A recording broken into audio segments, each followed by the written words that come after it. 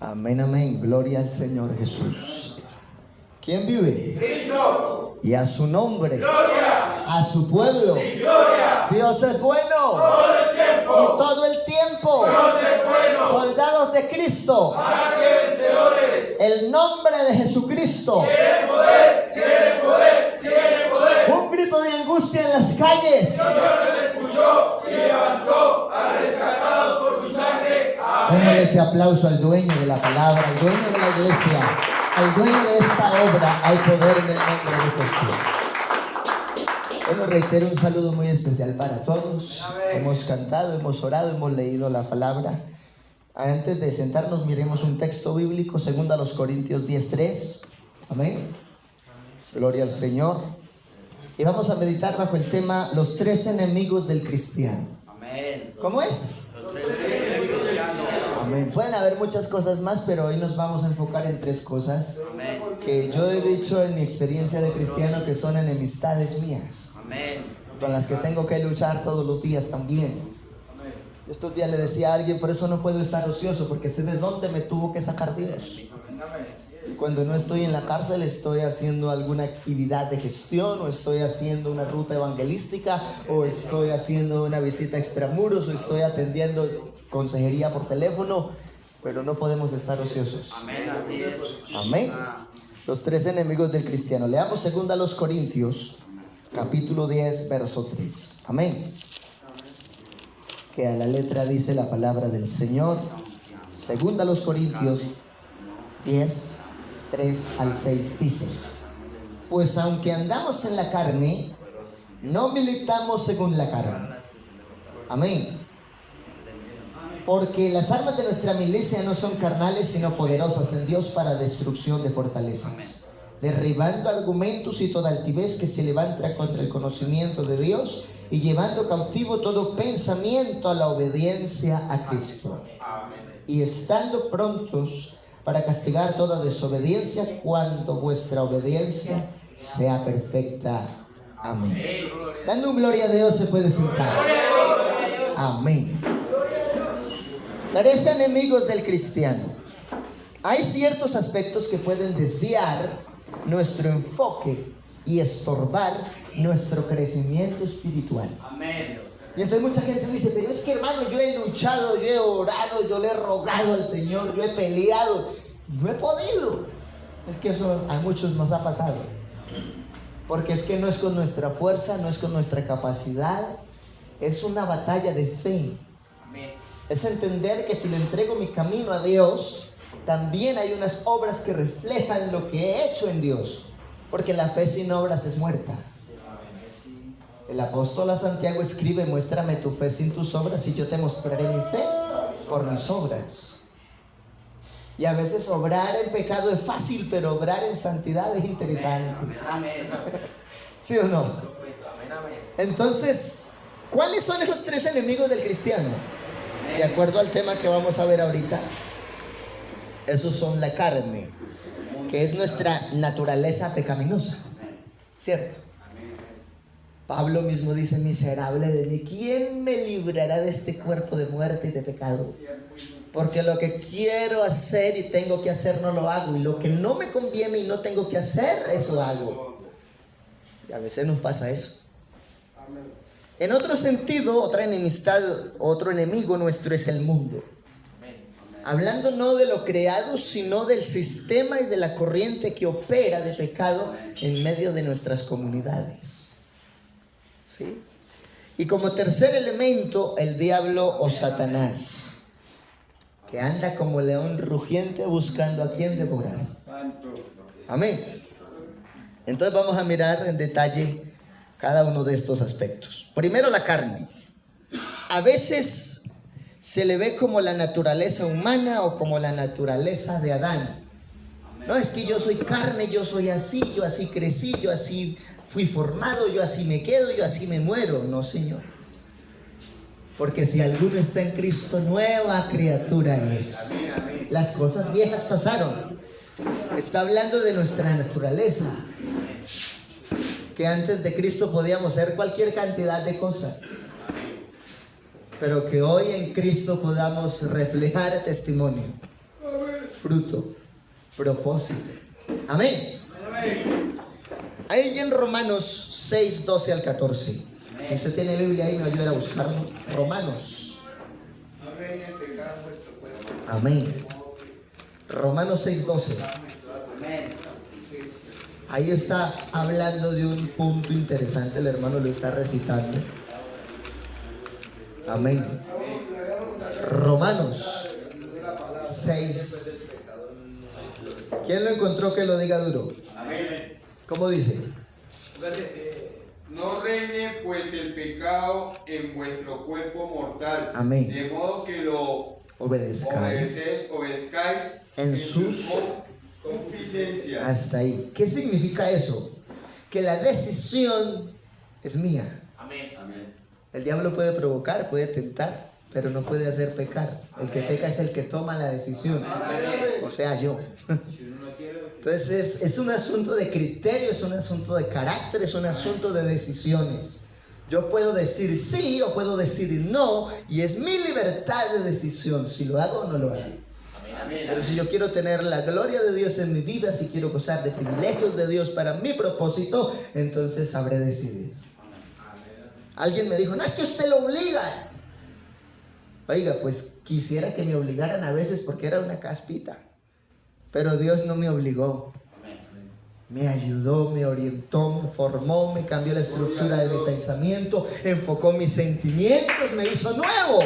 Y cuando nadie daba nada por mí, Jesucristo lo dio todo en el Calvario para que yo fuera una nueva criatura. Amén. Gloria a Dios. Así que como no tomar decisiones hoy diferentes. Porque a veces se nos olvida que ya conocemos de Dios, que nos han hablado la palabra, que hemos tenido experiencias de fe. Y terminamos otra vez repitiendo como loro el pasado que no edifica.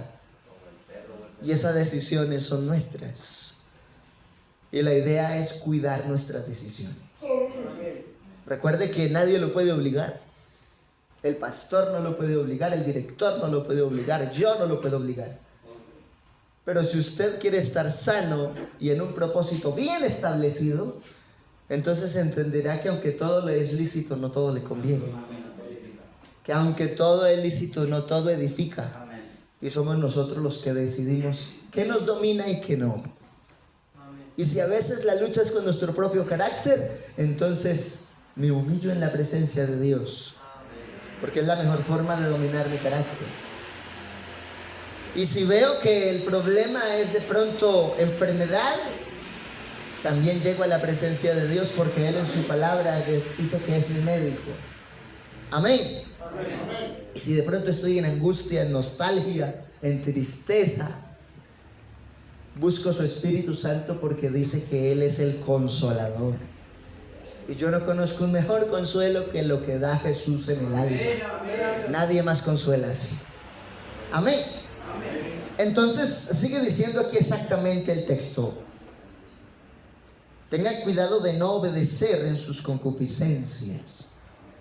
¿Qué es la concupiscencia? Es la decisión que cada uno pueda tomar. La concupiscencia tiene que ver con el conocimiento del pecado. Pero cuando en la Biblia se centra esa concupiscencia, está hablando del enfoque de su emoción, de su pensamiento y de sus acciones hacia lo que es malo. Y es ahí donde dice, no se deje llevar por su concupiscencia, por ese apetito de algo que nos hace daño, pero que raramente como que queremos hacerlo. Y sabemos que nos hace daño. Digamos gloria a Dios. Hasta el versículo 14 dice exactamente: no presentéis, ni tampoco presentéis vuestros miembros al pecado como instrumentos de iniquidad. ¿Sí? ¿Cuánto tiempo ya estuvimos en esa realidad? Yo recuerdo que desde el 2004 hacia atrás, yo dije, ya basta, ya no más, ya no más. Separado de mis padres en un internado de menores, censurado por todo el mundo, señalado, estigmatizado. Ay, que es que leo el evangélico y véalo donde está. Me estoy haciendo entender. Todos. enfrentamos cosas, pero porque permitimos que nuestros miembros terminen siendo instrumentos de iniquidad. Más bien dice la Biblia, si no, presentaos vosotros mismos a Dios como vivos de entre los muertos. Diga, esa palabra es fuerte. ¿Qué hace un vivo entre un poco de muertos? No, un vivo entre un poco de muertos. Porque es lo que dice la Biblia, como vivos entre los muertos. Eso no es solamente decir, pues es que por algo el Señor dice, vosotros sois la luz del mundo. Una ciudad asentada sobre un monte no se puede esconder, ni se coloca una lámpara debajo de un almud, sino en la parte alta de la casa para que alumbre a todos. Amén. Entonces ahí está hablando de lo importante de mi testimonio. La gente va a juzgar quién es Dios para mí de acuerdo a cómo me ven vivir. ¿Sí? Y entonces van a decir, oiga, qué bendición, qué privilegio, qué personaje. O van a decir, que es que cristiano, es que evangélico. Amén. Amén. Cuidemos entonces nuestro testimonio presentando nuestro cuerpo como sacrificio para Dios, como vivos de entre los muertos, y vuestros miembros a Dios como instrumentos de justicia. Y hay algo importante, y es que la justicia está plasmada en el alma del hombre. Porque cuando Dios dispuso de su naturaleza en nosotros, aunque vayamos a hacer algo, ya sabemos si conviene o no. Que seamos tercos y lo queramos hacer es otra cosa.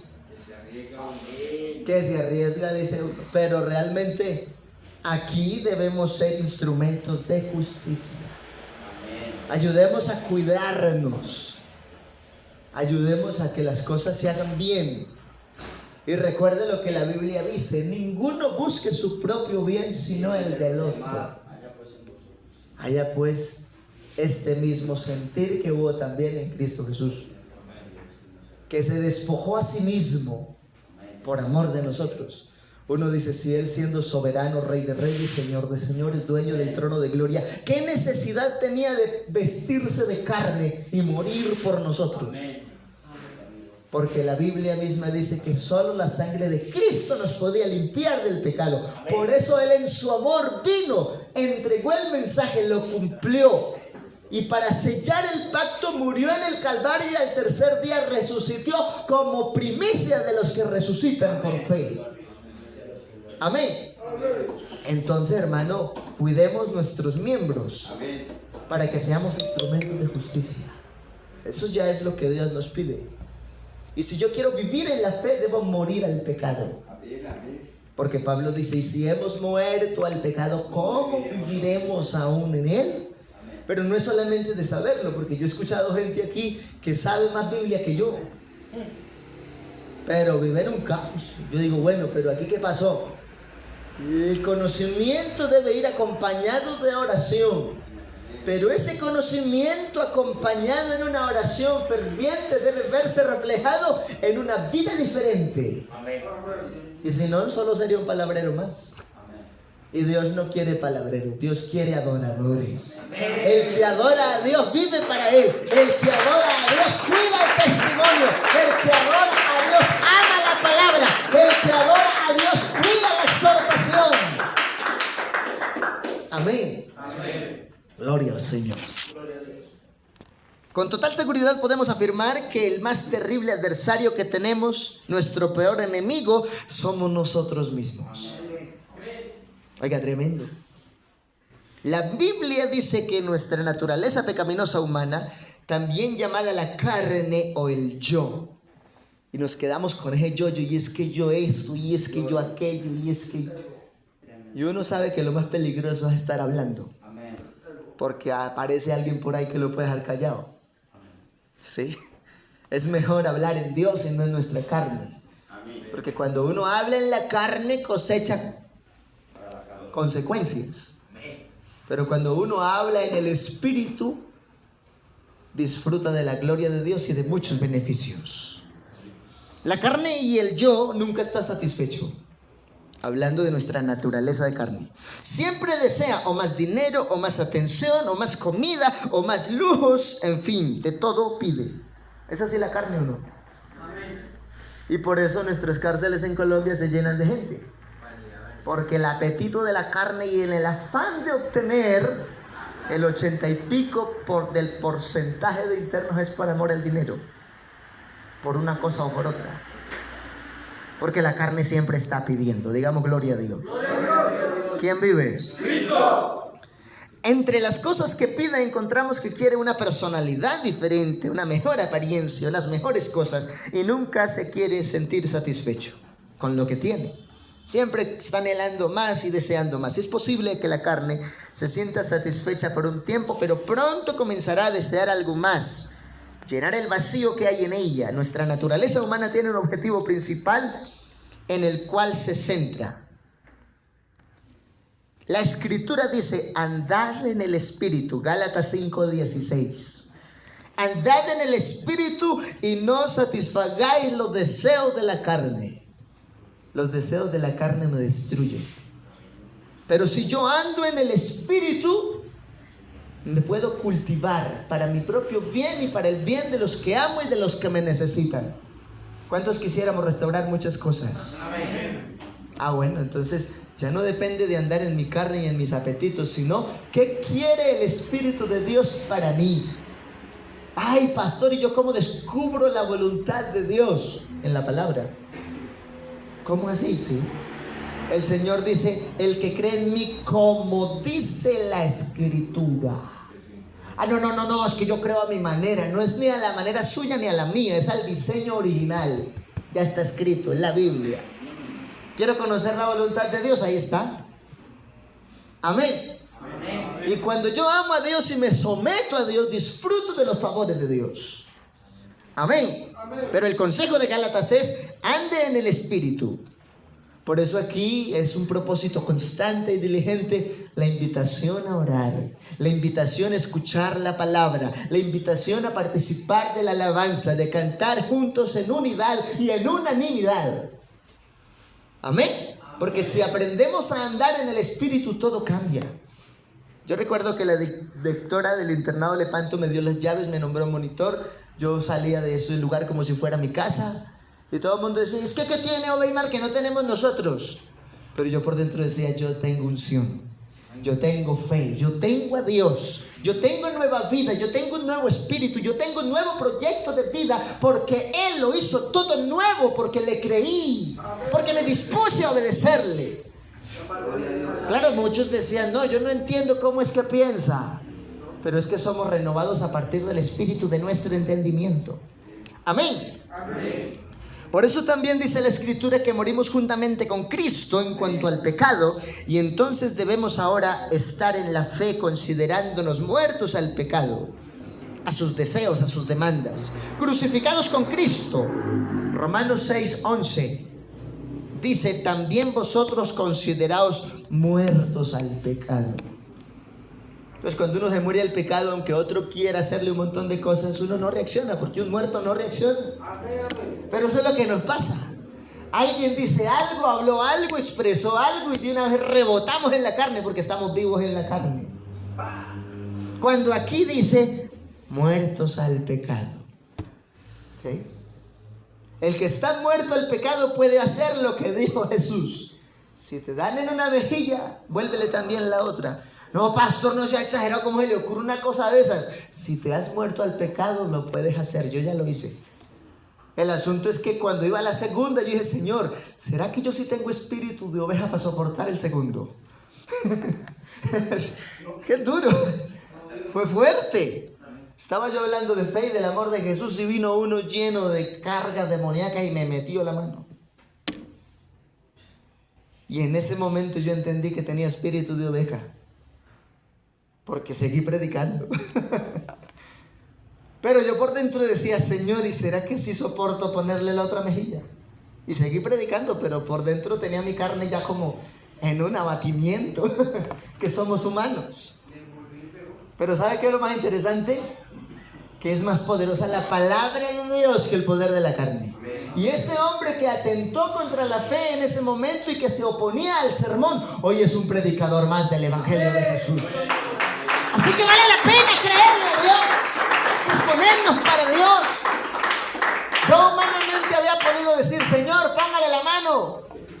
Y el Señor es tan lindo que sí le puso la mano, pero para sanarlo, para restaurarlo, para bendecirlo, para ayudarlo y para hacerlo un colega de trabajo. Y así es Dios. Amén. Amén. Gloria al Señor. Entonces qué bueno aprender a ver como Dios ve, a sentir como Dios siente y a considerarnos, como dice la Biblia, muertos al pecado. Dios quiere que nos olvidemos de la forma antigua de vivir, que nos consideremos muertos al mundo, al pecado, a la pecaminosidad, la carne, los apetitos, los deseos, y que vivamos para agradar a Dios, para servir a Dios en bendición de otros. Porque muchos dicen, pero ¿usted cómo le sirve a Dios? ¿Usted lo ha visto? Pues Dios es espíritu, no lo puedo ver. Pero más allá de que lo puedo sentir, le puedo servir. ¿Cómo que usted le sirve a Dios? Sí.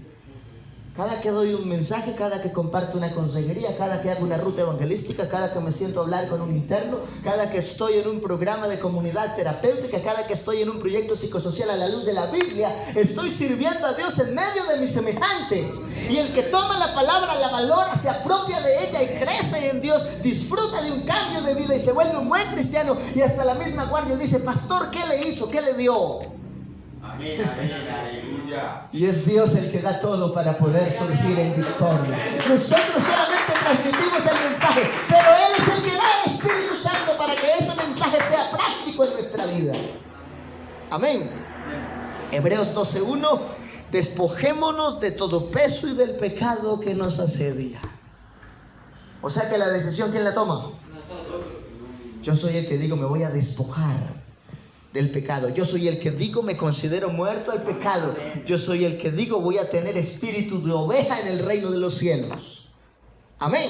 Amén. Segundo enemigo, el mundo, el sistema como corriente que opera el pecado en nuestra comunidad y nuestras vidas en lo social. Santiago 4:4, ¿quién lo tiene y me lo ayuda a leer?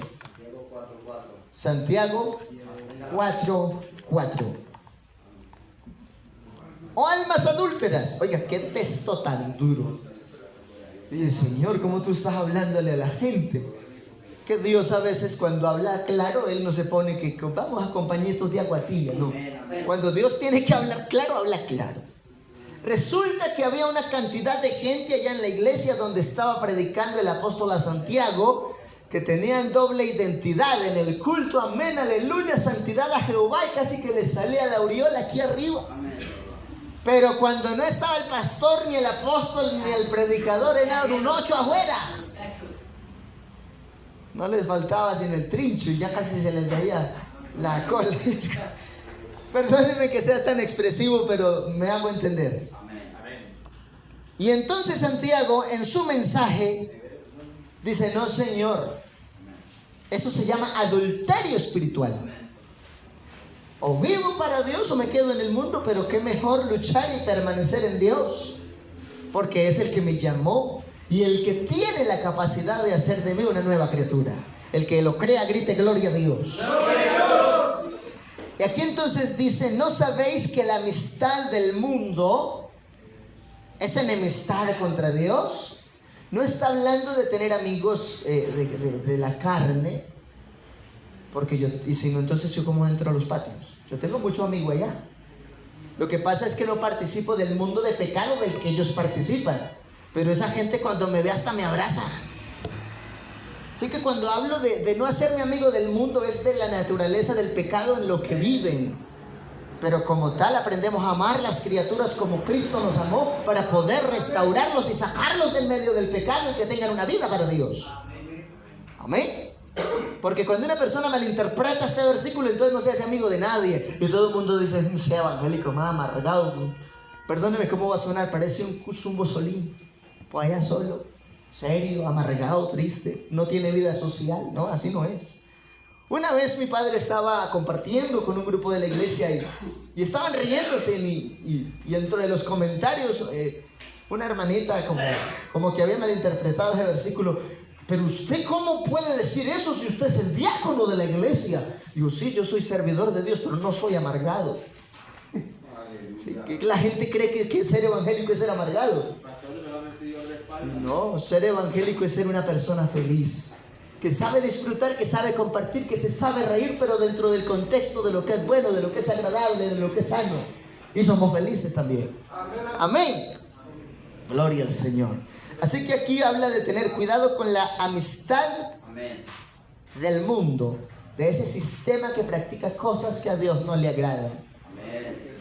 Entonces, claro, cuando alguien dice, este me puede ayudar. Ay, pastor, usted que mantiene entrando aquí, necesito un favor. Cuidado con eso. Si el favor es espiritual, ya ministro. Pero si es un apetito de su carne, perdí el año. Soy amigo en la fe, no en el pecado ni en la carne. Y una vez se ubican, oiga, qué diferente. Sí, es diferente. En Dios es diferente. Usted aprende a amar a la persona y a rescatarla del medio del pecado y no le tolera el pecado. Amén. Gloria al Señor Jesús. La palabra significa, y la Biblia confirma, que el sistema de este mundo tiene un impacto espiritual negativo en nosotros al desviar nuestro enfoque de Jesús y otras cosas que son fugaces.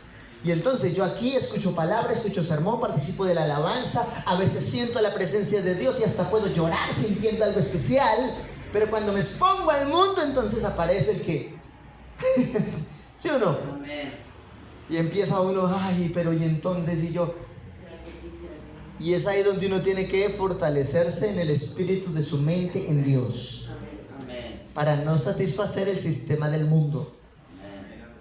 Porque hay una canción que me gusta mucho y dice: vivimos en este mundo, pero no somos de aquí. Vivimos en este mundo, pero no somos de aquí. El cielo es nuestra morada, nuestra patria amada, nuestro hogar feliz. ¿Cuántos esperamos el cielo? Pablo dice: una ciudadanía cuyo arquitecto y constructor es Dios. Por eso es que yo lucho en la fe. Por eso es que no me hago amigo del mundo, hablando del sistema de pecado. Pero sí me hago amigo de los pecadores para rescatarlos del medio del pecado. Es diferente. ¿Amén? Pero si usted no tiene un espíritu fortalecido en la fe, cuidado con sus amistades de allá. Porque terminan haciendo amigo del mundo, hablando del pecado. Y la Biblia dice que se conviertan ellos a ti, pero que tú no te conviertas a ellos. Es lo que se le dice a Daniel. Y Daniel marcó la diferencia en toda su generación. Tanto que los sátrapas querían verlo en caos, en crisis, condenado, y empezaron a investigarlo y dijeron: no hay de qué acusar a este tipo. ¡Qué vida tan integral! ¡Qué vida tan perfecta! Y entonces otro por allá sanándoselas de inteligente dijo: ya sé, la única forma de poderlo condenar es sacando una ley contra la fe que él tiene. Oiga, tremendo lo que hace un sátrapa, que eran autoridades del gobierno al lado de él.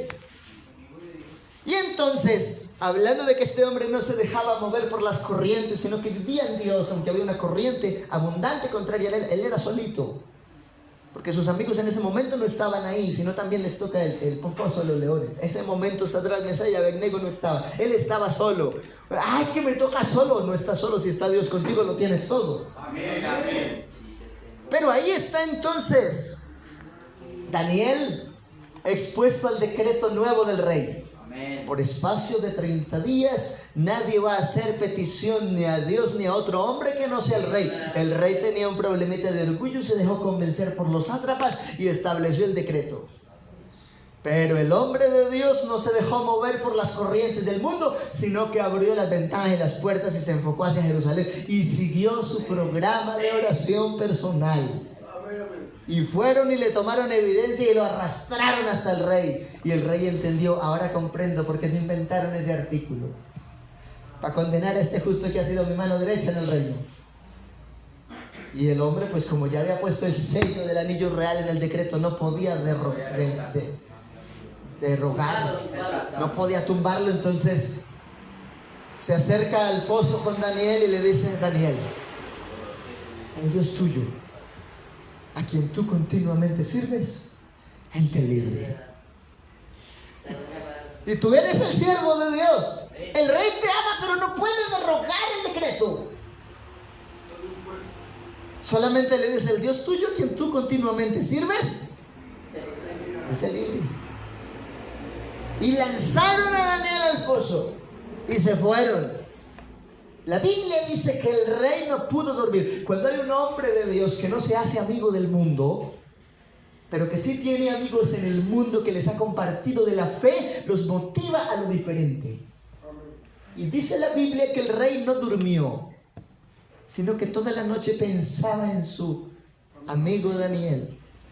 Y muy de madrugada, mientras rayaba el alba, se acercó a la puerta del foso. Yo creo que el pueblo dijo, se enloqueció el rey. Esos leones llevaban días sin comida. Y ese pobre hombre, uno solo con un montón de leones, eso ya no debe haber ni huesos. Y el rey se acerca a la puerta del foso, todo el mundo le dirá, está loco. Daniel, Daniel, el Dios tuyo, a quien tú continuamente sirves, ¿te ha podido librar? Yo me imagino que todos los que están escuchando al rey, está loco el rey. Pero del fondo del foso sale una voz, vive para siempre. Mi Dios envió su ángel, el cual cerró la boca de los leones para que no me hiciesen daño. Y nosotros tenemos al Dios de Daniel. Si le ayudó a Daniel, nos ayuda a nosotros. Pero necesitamos tener un carácter como el de Daniel. Es que Daniel no se ganó ese favor de gratis. Se esforzó, se expuso, pero conservó su identidad en medio del mundo de pecado, y Dios lo libertó y dio testimonio por medio de él. El que quiere ver la gloria de Dios se somete a Dios. Aunque a veces por someternos a Dios nos sentimos expuestos a cosas. El ángel de Jehová acampa alrededor de los que le temen y los defiende. Amén. Amén. Entonces mire lo bueno que es saber que si no me dejo mover del mundo, del pecado, del sistema corrupto que hay, Dios se va a glorificar en mi vida. Amén. Una parte en arrastrarnos de nuevo a desear la vida anterior y a volver a esos patrones de pecado. Una vez conocidos los obstáculos, debemos confiar en el Señor. ¿Confiar en quién? Jehová es mi pastor, nada me faltará. Haz que ese director, Jehová es mi director, nada me faltará. Haz que ese líder de planta, Jehová es mi líder de planta. Y ya, ahí se acabó el problema. Una ocasión un pastor, es que yo estoy por aquí en este hueco, lejos de la ciudad, solo los directivos me abandonaron. El directivo que fue a visitarlo le dijo, repita conmigo, el Salmo 23. Jehová es mi pastor, nada me faltará. Y ese joven pastor empezó a sentir que su provisión no era de los directivos, era de Dios. Dijo, ahora repítalo y cámbiale la palabra. El Señor es mi directivo, nada me faltará. Y nosotros a veces nos fijamos mucho en los hombres y se nos olvida que esta obra la mueve Dios. Dele ese aplauso al Señor. Alabanzas al Señor. Aleluya. La Biblia dice en 1 de Juan 2:15 al 17, no améis al mundo. No es no amar la gente, es amar el sistema de corriente que hay allá. Yo amaba muchas cosas del mundo, ¿no? Dios mío bendito. Pero cuando vi este texto, entonces ya entendí que habían cosas que no me convenían. Eso ya lo leímos ahorita en el Consejo de Santiago. No améis al mundo ni las cosas que están en el mundo, los deseos de los ojos. Por eso es que a muchos les quitan el celular. Un loco sin temor a Dios con un celular toda la noche y con internet. Por favor, perdóneme que sea tan franco. Se acabaron los amenes. Perdóneme, pero uno tiene que ser claro, hermano. ¿Sí? Entonces, ay, pero qué terapia es que nos van a quitar el celular. Cuando no nos conviene tenerlo, entonces mejor. Amén. Por eso no améis al mundo ni las cosas que están en el mundo, los deseos de los ojos. Cuidado con lo que mira. Los deseos de la carne. La vanagloria de la vida, eso no proviene del Padre, sino del mundo. El mundo pasa y sus deseos, pero el que hace la voluntad de Dios permanece para siempre. Hagamos la voluntad de Dios. Ay, pastor, es que es difícil. No, realmente si usted se dispone de corazón, hasta lo va a disfrutar. Lo que pasa es que tenemos que cambiar la perspectiva. No es que yo llevo el evangelio. Porque si yo llevo el evangelio me muero, me reviento y no soy capaz. ¿Cómo es, pastor? Claro. Porque yo intento llevar este reglamento con más de 360 y pico ordenanzas puntuales. Y no fuimos capaces con 10, menos con 300. ¿Sí? Si yo quiero llevarlo, no es difícil. Más bien yo permito que el evangelio me lleve a mí y será fácil. Es cambiar de perspectiva. Yo no puedo llevar esta ley, pero si yo dejo que Él me lleve, voy a disfrutar vivir en esta cobertura de esta ley sagrada, que ya no es la ley de Moisés, sino la ley del Espíritu de vida, la gracia de Dios gobernando mi proceso.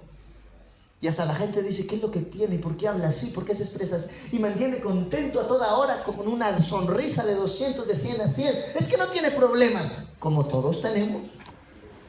Pero el que está con Dios está seguro. El que está con Dios está confiado. El que está con Dios tiene seguridad. El que está con Dios tiene promesa. El que está con Dios tiene respuesta. El que está con Dios tiene iluminación en el entendimiento para tomar decisiones asertivas. Amén. Amén. Por eso no estamos en el mundo, ni en los deseos de los ojos, ni en los deseos de la carne, ni en la vanagloria de la vida. Eso no proviene de Dios. El mundo pasa sus deseos, pero el que hace la voluntad de Dios permanece para siempre. ¿Cómo así que para siempre? Porque los propósitos de Dios son, mientras estemos aquí, regeneración, vida nueva y testimonio. Pero habla de un propósito para siempre, porque esperamos una eternidad en la gloria de Dios. Amén. No solamente es un proceso aquí, es una gloria eterna en los cielos. ¿Y qué son 80 años si es que los alcanzo a vivir comparados con 2000 de eternidad? Yo prefiero vivir esos 80 años bien aquí para disfrutar la eternidad. No tener un caos de unos añitos aquí para tener una eternidad de tormento alejado de Dios. Yo creo que hoy estamos siendo puntuales en muchas cosas. Tito 2, 11 y 13 dice, porque la gracia de Dios, aleluya, enseñándonos que renunciando a la impiedad y a los deseos mundanos, vuelve y nos entrega la decisión a nosotros. Y es que uno dice, ¿qué Dios hace la obra? Sí, pero usted tiene que hacer algo. Dios es el que llama, Dios dispone la palabra, Dios da el Espíritu Santo, Dios pone ministros, pastores, evangelistas, maestros. Pero la decisión, ¿quién la toma? Cada uno de nosotros. Y entonces algunos en su conformismo espiritual, no, pastor, es que Dios a mí no me ha dado el sentir. Ya he escuchado más de 1000 mensajes ya. ¿Qué sentir quiere? Dios es muy claro. Amén. Somos nosotros quienes somos enseñados y renunciamos a la impiedad y a los deseos mundanos, viviendo en este siglo sobria, justa y piadosamente, aguardando la esperanza bienaventurada y la manifestación gloriosa de nuestro gran Dios y Salvador Jesucristo. Amén. ¿Cuál es esa esperanza bienaventurada que aguardamos? Que Él mismo con voz de mando, voz de arcángel y trompeta de Dios descenderá del cielo, y los muertos en Cristo resucitarán primero, y luego nosotros, los que vivimos, los que hayamos quedado hasta su venida, seremos arrebatados juntamente con Él para recibir al Señor en el aire, y así estaremos siempre con el Señor. Dice el versículo siguiente, alentaos los unos a los otros con estas palabras. Tesalonicenses 4, 16 al 18. Amén. Amén. Así que ¿cómo no separarnos del mundo y de la carnecita nuestra si tenemos promesas físicas y eternas? Amén. Amén. Amén. ¿Vale la pena luchar o no? Pero entender que yo no llevo esta carga, que este proceso en Dios es el que a mí me lleva a Dios. Amén. Y la tercera parte, porque yo me emociono predicando y ya llevamos 40 y Señor Jesús. El diablo o Satanás. La palabra diablo significa falso, acusador, difamador, adversario. Satanás quiere decir adversario o enemigo. Y aunque Satanás ha sido derrotado, ¿cómo así, pastor? Sí, la Biblia dice eso. Que Dios los exhibió públicamente triunfando sobre ellos en la cruz y resucitando al tercer día. Le dijo a la muerte, yo seré tu muerte, y al sepulcro le dijo, soy tu aguijón. Y aún cuando pasó lo que pasó con Jesús, De las tumbas salieron los que eran justos para dar testimonio del Evangelio. ¿Quién niega algo tan poderoso? ¿Ah? Pero aún así, aunque Satanás está derrotado, todavía trata de forma activa de influenciarnos. Por eso dice la Biblia, hablando de la armadura de la fe, que levantemos el escudo de la fe con el cual podamos apagar los dardos de fuego del maligno. ¿Y a dónde vuelan esos dardos? Entonces pensó el primer día, ¡pum! Segundo día, ¡pum! Tercer día, otro. Y cuando le metió un montón de dardos de fuego y no levantó el escudo de la fe, ¡puerta que me voy! Termina perdiendo puerta y no se dio cuenta que fue que bajó el escudo y que el enemigo le minó la cabeza de bobadas. Perdóneme. Hay poder en el Señor Jesús. Hay que levantar el escudo de la fe. La fe no es un discurso, es un proceso práctico de fortaleza en lo cotidiano. Amén. Todavía trata entonces de influenciarnos negativamente porque Él es el padre de mentira. Y de lo suyo habla, dice la Biblia. Dios no lo aniquiló. No aniquiló al diablo. Al convertirnos en creyentes, más bien Dios nos da la fortaleza de Él para resistir las tentaciones y apagar esos dardos de fuego. Amén. Santiago 4:4 al 7. Someteos pues a Dios. Vuelve y nos entrega la decisión a nosotros. A mí me encanta cómo Dios habla. ¿Sí? Someteos pues a Dios. ¿Quién toma la decisión de someterse? Nosotros. Cada uno de nosotros. Amén. Someteos pues a Dios, resistid al diablo y huirá de vosotros. Astutamente Satanás usa la influencia de este mundo, nuestro egocentrismo. Y entonces cuando nos llenamos de orgullo y de vanagloria, es que yo soy así y que me quedo así, que no sé qué. Debemos estar enterados sobre sus métodos para identificar las dudas que Él intentará sembrar en nuestra mente, aunque acerca del hecho de haber confiado en Jesús. ¿Por quién vive? Quiero cerrar con lo que dice aquí en Corintios 1:20. Cielo y tierra pasarán, pero mis palabras no pasarán. Porque todas las promesas que de Dios son en Él sí y en Él amén. Por medio de nosotros para la gloria de Dios. Entonces, ¿cuántos queremos decirle, Señor? Hoy vamos a valorar la riqueza de toda esta enseñanza doctrinal bíblica para poder vencer estos tres enemigos. Para poder vencer la carne como la naturaleza de pecado. Para poder vencer al mundo como el sistema y la corriente que opera de pecado en las regiones. Y para poder vencer al diablo. Recuerde que Dios no lo aniquiló, lo venció. Pero Él todavía busca la manera de influenciarnos. Mas la Escritura dice, al que cree todo es posible. Y si alguno está en Cristo, nueva criatura es. Muchos me escuchan predicando hoy en el 2025 y recuerdan cuando yo era un caos en el 2004 y decían, no puede ser. Y yo les digo, Dios sí lo hace. Humanamente hablando, no. Que yo les he dicho y lo voy a repetir para que oremos, estemos de pie.